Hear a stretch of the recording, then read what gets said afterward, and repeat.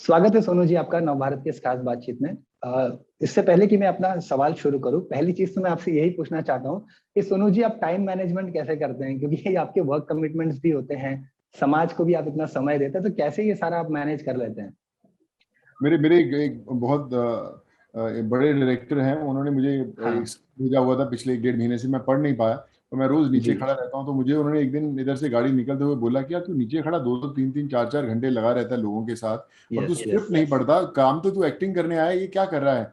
So I feel कि आकाश भाई यही वो जवाब है आपके सवाल का कि जब आम जनता से आप जुड़ते हैं और उनके चेहरे पर हाँ मुस्कुराहट लेके आते हैं और उनकी जिंदगी बदलते हैं, उससे बड़ी खुशी कोई नहीं है। इतने साल आप यस किरदार करते रहे एज एन एक्टर, बड़े रोल्स किए, बड़ी हिट फिल्में दी, बड़ा नाम भी हुआ, पर रियलाइज किया कि जिंदगी का सबसे इंपॉर्टेंट किरदार तो यही है कि जब आप लोगों से जुड़ते हैं, इससे इंपॉर्टेंट किरदार नहीं। और मुझे खुशी यस है कि मैं इस रोल को निभा पा रहा हूँ। मैं शुक्रगुजार हूँ भगवान का कि उन्होंने मुझे इस बिल्कुल। रोल के लिए चुना। सफर लंबा है लेकिन जारी है। यस। सोनू जी आपके शो की बात करें, अगर it happens only in India, तो आपको लगता है कि ये दर्शकों से और भारतीय ऑडियंस से आपको जुड़ने में और ज्यादा मदद करेगा? बिल्कुल अजय, लोग हमारे देश के इतने व्यस्त हो गए हैं भागा दौड़ी की जिंदगी में, सोशल मीडिया के अंदर, कि जो हमारे जी। देश की बड़ी बड़ी चीजें हैं, अचीवमेंट्स हैं, कमाल के लोग जिन्होंने अकेले बहुत बड़ी बड़ी उपलब्धियां हासिल की हैं, वो उनकी कहानियां लोगों को बताना जरूरी है, जो आपको ना सिर्फ प्रेरित करेंगी बल्कि आपके अंदर के हीरो को जगाएगी कि बॉस आप भी कर यस सकते।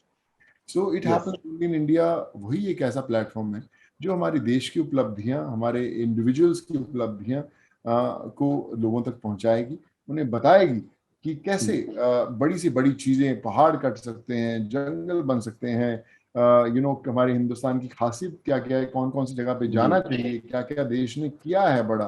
तो आई थिंक वो बड़ा इंपॉर्टेंट है और खुशी इस बात की है कि मैं ना सिर्फ वो कहानियां लोगों को सुना पाया, लेकिन मुझे भी वो नॉलेज यस। में इजाफा हुआ कि अरे अच्छा कमाल है, देश में ये भी हो गया, बहुत अच्छी बात है, चलिए सुनाते हैं लोगों को। तो आई थिंक वो एक यस। स्पेशल पार्ट है। सोनू जी, अगर बॉलीवुड एक्टर्स की बात करें तो हमने अमिताभ बच्चन सर को देखा है, इतने सालों से टीवी पर वो शो होस्ट कर रहे हैं, फिर सलमान खान सर को भी हमने देखा है, अब रणवीर सिंह भी होस्टिंग में आ गए, और उसके बाद हमने देखा कि अब सोनू सूद भी जो है बतौर होस्ट अपनी शुरुआत कर रहे हैं। तो ये कह सकते हैं कि बॉलीवुड एक्टर्स जो है उनका कहीं ना कहीं छोटे पर्दे को लेके उनके अंदर जो एक उसकी इंपॉर्टेंस वो समझ रहे हैं और कहीं ना कहीं उसे भी उतना इंपॉर्टेंस दे रहे हैं।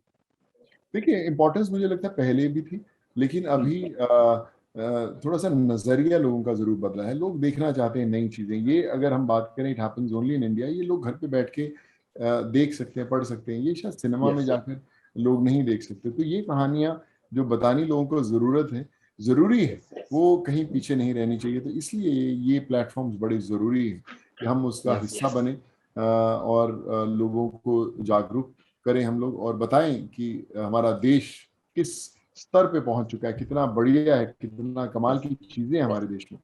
तो I think it's an experience, और डेफिनेटली इसलिए मैं वो एक्सपीरियंस सब लोगों के साथ ऐसे होस्ट शेयर कर रहा हूँ। यस। सोनू जी आपके साथ कभी ऐसा रहा है कि जब आपको लगा कि नहीं यार ये तो हमारे देश में ही हो सकता है, can happen only in India, कोई ऐसा मोमेंट आप बताना चाहेंगे जहां आप सरप्राइज हो गए थे या फिर पॉजिटिव वे में बहुत आपको लगा कि नहीं यार मैं बहुत मतलब लकी हूँ इस देश से जुड़ा हुआ हूँ?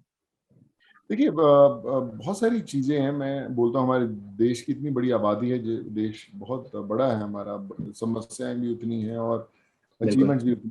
तो उसमें बीच में जो हीरोज बन के आप निकलते हैं बाहर, वो बहुत सराहनीय होता है। लोगों ने कई सौ एक्टर्स के अंदर जंगल लगा दिए, एक इंसान ने, या पेड़ लगाते लगाते किसी ने पहाड़ काट दिए, किसी ने बड़े से बड़े देश में टनल्स बना दिए गए। यस। सोलर एनर्जी की बात करें, रॉकेट्स की बात करें, इसरो की बात करें, ये बहुत बड़ी अचीवमेंट्स है हमारे देश की, जो लोगों तक पहुंचनी बड़ी जरूरी थी। और आई एम हैप्पी कि it happens only in India के थ्रू ये कहानियां लोगों तक पहुंचेंगी। जो ड्यू है लोगों इन कहानियों का, वो लोगों तक पहुंचते हैं, और हम इस शो के जरिए वो सब चीजें लोगों तक पहुंचाएंगे। आपको जब अप्रोच किया गया इस शो के लिए तो पहली चीज आपके दिमाग में मतलब आपके मन में क्या आई कि मुझे करना चाहिए, या फिर कुछ ऐसा एक मन में कहीं ना कहीं वो था कि करना चाहिए या नहीं, कुछ इस तरह की चीजें, क्या फीलिंग थी वो? नहीं, मेरे लिए बड़ी कमाल की फीलिंग थी। जैसे मैंने बोला कि मैं ऐस जब बचपन में मैं ऐसे किड, मैं बड़ा एक्साइटेड होता जब मुझे कहानियां सुनाते थे मेरे दादा दादी या नाना नानी। यस। और मुझे लगता है वो सबसे बड़े होस्ट थे, सबसे बड़े नरेटर्स थे। जब वो कहानी बताते थे तो हमें कहानी Yes. दिखनी शुरू होती थी। और फिर सोशल मीडिया का दौर आया जहाँ पर वो कहानियाँ पीछे छूट गई। वो बच्चे Yes. अपने दादा दादी या नानी नानी के पास बैठ के कहानियाँ नहीं सुनते, वो शायद सोशल बिल्कुल। मीडिया पर बैठे रील्स देखते हैं या पोस्ट देखते हैं। तो हम्म। वापस वो कहानियाँ सुनाने का दौर आया है। और मुझे Yes. जैसा मैंने बोला, मुझे गर्व महसूस होता है कि वो कहानियाँ मैं सुनाऊंगा। और जब पूरा परिवार बैठ के वो कहानियों को देखेगा, प्रेरित होगा, तो लोग कहेंगे कि हाँ देखिए साथ में, because it happens only in India. Yes. Sonu, आपने अपने इंटरव्यूज में अक्सर बताया है कि जब भी आप कोई काम करते हैं अपने प्रोफेशनल लाइफ में, तो उसका एक बड़ा हिस्सा जो है वो आप अपने चैरिटी में लगाते हैं, अपने फाउंडेशन में। तो इस शो से भी जो कुछ आप अर्न करेंगे, तो क्या हम ये उम्मीद करते हैं कि शायद उसे भी आप उसी तरह से यूज करेंगे? देखिए, मेरी तो सबसे कोशिश रहती है, बहुत सारे लोग मान जाते हैं, बहुत सारे लोग नहीं मानते हैं, लेकिन फर्क नहीं पड़ता। यस। मकसद यही है कि लोगों के चेहरे पे मुस्कान आनी चाहिए, खुशी आनी चाहिए, यस। जिंदगी बदलनी चाहिए। अभी भी हम लोग कई बार मुझे लोग बुलाते हैं कि आप आइए, हमारे प्रोग्राम अटेंड कीजिए, फंक्शंस पे आइए, शादी में आइए। मैं उन सबसे वही बोलता हूँ, चलिए दो जानों का इलाज करवाइए। यस। अस्पताल आपका, मरीज आपका, लेकिन अगर यस। आप उसका इलाज करा के जान बचा देंगे तो मैं पक्का हूँ। सो आई थिंक मकसद वही है कि मैंने अपने आप को इन्वेंट किया है कि आप सिर्फ जरिया होते हैं मदद लोगों तक पहुंचाने का, लेकिन जरिया आप तभी बन सकते हैं जब आप वो अवेयरनेस दे पाएं। और वही कोशिश होती है कि जो भी मैं कुछ करता हूँ, किसी ना किसी तरह जरिया बन पाऊँ उस चेहरे पर वापस मुस्कान लाने का। यस। सोनू, मैं चाहता हूँ इसका आप जवाब जरूर दें, क्योंकि ऐसा है कि अक्सर लोगों के मन में भी ये होता है कि हर इंसान की एक कैपेसिटी होती है कुछ कर दिखाने की, सबकी एक बाउंड्री होती है। लेकिन आप जिस तरह से लोगों की मदद कर रहे हैं, लोग काफी खुश हैं आपके काम से। पर आप कैसे कर पाते हैं इसको, और कितना चैलेंजिंग होता है आपके लिए? अगर आप आकाश मुझसे 2 साल पहले पूछते थे घर का, मैं किसी कोई बीमार है उसका इलाज कराना, तो मैं सोचता कि कैसे भेजूं उसको। आज भी घर के अंदर एक अगर हमारा काम करने वाला भी बीमार हो जाए तो हम पूरा घर समझ ही नहीं आता उसको कहाँ से डॉक्टर के पास मिले। लेकिन आज अगर आप मेरे से बात करें तो जम्मू कश्मीर से कन्याकुमारी ऐसा कोई छोटा बड़ा डिस्ट्रिक्ट, जिला, शहर, यस। गांव नहीं जहां पर हम लोग इलाज नहीं कराते। वो इसलिए हो पाया क्योंकि हमने ना तो जाति देखी, धर्म देखा, रिलीजन देखा, स्टेट देखा। जो भी हम हमें जिसने गुहार लगाई, हम तो उस तक पहुंचे, और उसकी मदद पहुंचाने के लिए जो लाखों लोगों को हमने भेजा, हमने उनको भी साथ में जोड़ा, वो लोग भी हमारे वॉलंटियर्स बने। तो जो चेन था बड़े ऑर्गेनिक लेवल पर बड़ा होता गया, और लोगों ने, डॉक्टर्स ने, अस्पतालों ने, कॉलेजेस ने, स्कूल्स ने, टीचर्स ने देखा कि यार ये अनजान लोगों के लिए कर रहा है, तो हम क्यों ना इसका हिस्सा बने। और लोग खुद से सामने से आए कि बॉस हम आपकी मदद करेंगे। आप बताएं कि डॉक्टर्स ने बोला कि मैं अपनी फीस नहीं लूंगा, अस्पताल से फ्री में करूंगा। फार्मास्यूटिकल कंपनी ने बोला कि मैं अपनी दवाई का खर्चा नहीं लूंगा, सोनू सूद कर रहा है तो हम लोग मदद करेंगे। तो जो इलाज 10 रुपए में होता था वो 3 या 4 रुपए में होना शुरू हुआ हमारे लिए, तो हम लोग ज्यादा लोगों तक पहुंचा पाए। तो मुझे पता नहीं था कि ये कैसे करना है, लेकिन आज हम बात करें तो मैं करीबन मतलब 60-70 हजार डॉक्टरों से जुड़े हुए हैं देश भर में, और हर रोज उनकी जो गिनती है बढ़ती जा रही है। इस लेवल का काम हो रहा है, पता नहीं कैसे हो रहा है, पर आई थिंक लोगों का भला होना तो शायद मुझे चुना गया उसके लिए। मुझे लगता है सोनू, जब हम कुछ अच्छा करते हैं तो ईश्वर भी हमारी मदद करता है उस चीज में। पर ऑन एन एवरेज अगर मैं आपसे पूछूं तो पर डे आपको कितने रिक्वेस्ट आते होंगे लोगों के, अगर मेल्स पे या फिर मैसेजेस में कहें तो? मतलब आप मेरा पूरा सोशल मीडिया प्लेटफॉर्म देखें, करीबन 60 से 70 हजार आते होंगे, जिसमें जो हम लोग obviously humanly it's not possible कि हम लोग देख पाए। मेरे घर पे भी करीबन ऑन एन एवरेज 150 से 200 लोग हर रोज घर पे आते हैं। मेरे टीम में नीचे अगर ड्राइवर हो, मेरा कोई सिक्योरिटी वाला हो, मेरा दूध वाला हो, मेरा वॉचमैन हो, सब फॉर्म्स इकट्ठा करते हैं कि ये जॉब का है, एजुकेशन, मेडिकल का है, ये रोजगार का है, जो भी है वॉट एवर, तो करते रहते हैं। तो हम लोग ने प्लेटफॉर्म बनाया कि हाँ अगर हम ट्विटर पे ही ज्यादा हो तो उसी पे फोकस करें। तो फेसबुक वाले हम लोग देखते भी नहीं है, कुछ नहीं, पॉसिबल ही नहीं, लाखों की गिनती में।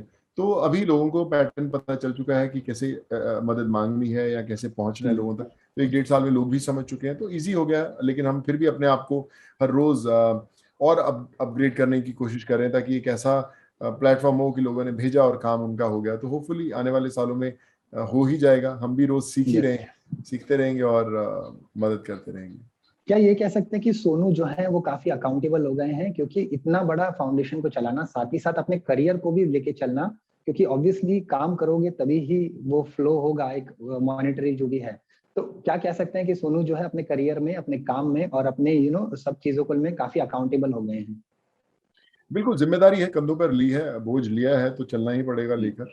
और जिम्मेदारी उम्मीद के साथ जुड़ी होती है।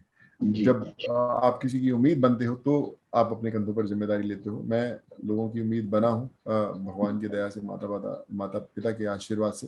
तो जो जिम्मेदारी है मुझे वो बोझ नहीं लगती, मुझे वो मेरी रिस्पॉन्सिबिलिटी लगती है, जिसको मैं बाखूबी निभाने की कोशिश करता रहता हूँ। सोनू जी, फैंस की तरफ से एक सवाल लेना चाहूंगा कि अक्सर बायोपिक का दौर है, तो क्या कभी अगर मान लीजिए सोनू सूद पर बायोपिक बनती है या कोई आपको अप्रोच करता है, तो क्या आप उसके लिए अग्री होंगे, और अगर होते हैं तो फिर किस एक्टर को आप देखना चाहेंगे आपका रोल निभाते हुए? मेरे को पता नहीं आकाश भाई कि उस लेवल का मैंने कुछ काम किया कि मेरे पर फिल्म बननी चाहिए, पर नहीं, कई बार बिल्कुल आपने किया है। आप देखते ही होंगे कितना प्यार आपको मिल रहा है, कितने ग्राफिक्स आप देखते हैं। बिल्कुल। राइटर्स भी बोलते हैं कि सोनू, कई बार मुझे ऐसे स्क्रिप्ट्स आते हैं जो रियल लाइफ के होते हैं और वो बात बताते हैं, वो बोलते हैं कि यार सोनू, इससे बड़ा काम तो रियल में कर रहा है, अब इसको कैसे बनाओगे, आप फिल्म में कैसे तराशोगे, क्योंकि इससे बड़ा तो रोज रियल में रोज करता है। तो वो एक बड़ा बड़ा चैलेंज है।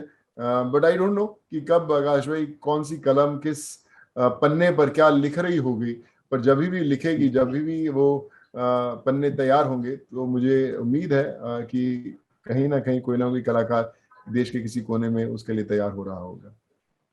पर कोई अगर एक्टर का नाम लेना चाहें आप, कि अगर आप उन्हें देखना चाहेंगे अपने बायोपिक के रोल में, अगर कभी कोई भी एक ऐसा जो आपको पसंद हो, या कोई ऐसा जो आपको लगता है आइडल है आपका? अगर अभी बनानी तो मैं ही कर लूंगा भाई, क्योंकि मुझे खुद ही एक्सपीरियंस बहुत है अभी क्या कुछ किया हुआ है।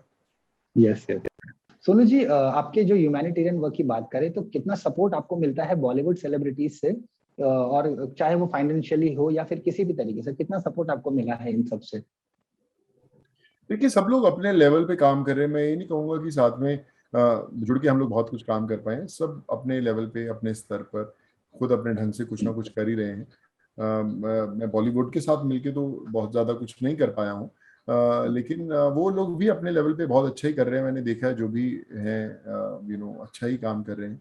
और फर्क नहीं पड़ता कि साथ में मिलके करें या कुछ करें, मकसद तो चेहरे पर मुस्कान लाना है। तो वो कहीं भी किसी भी घर से आए तो फर्क नहीं पड़ता।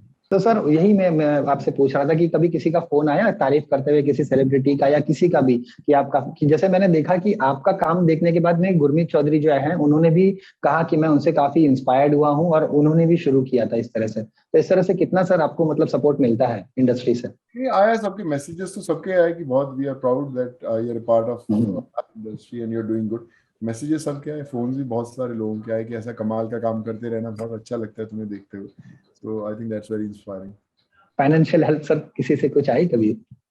नहीं, फाइनेंशियल हेल्प नहीं। कुछ लोग मुझे लगता है अपने लेवल पे खुद कर ही रहे होंगे आकाश भाई, ऐसा नहीं किसी बिल्कुल बिल्कुल।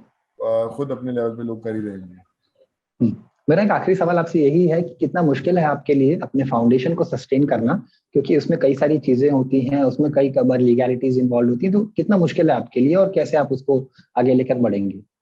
देखिए, बिल्कुल, हम लोग जिस दिन शुरू किया था उसी दिन से हमने पूरे नॉर्म्स हर एक चीज जो होती है कंप्लायंसेस पूरे सब ठीक करते हैं। विल मेक श्योर कि कभी भी सोनू सूद रहे ना रहे, कभी आज से 100 साल बाद भी अगर फाउंडेशन चलती रहेगी, वो एकदम स्मूथली चलेगी और लोगों की मदद के लिए शुरू हुई है, लोगों की मदद करती रहेगी। जिम्मेदारी होती है, you have to make sure that everything is in place and will make sure that everything is in place.